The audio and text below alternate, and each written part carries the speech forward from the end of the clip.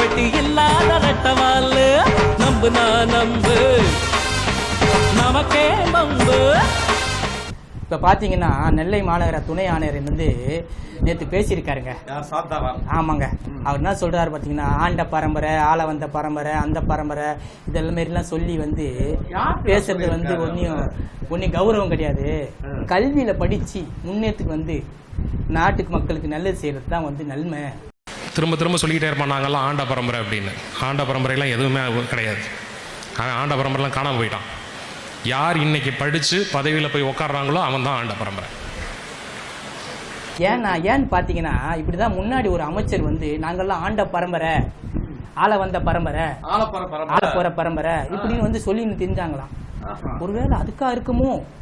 சொல்றதே சொல்லிட்டோம். நம்ம கேவம் நாம் பிடிச்ச முயலுக்கு 3 காலு, நாங்க வேலை வெட்டி இல்லாத ரெட்டவாளு நம்புனா நம்பு நமக்கே பம்பு.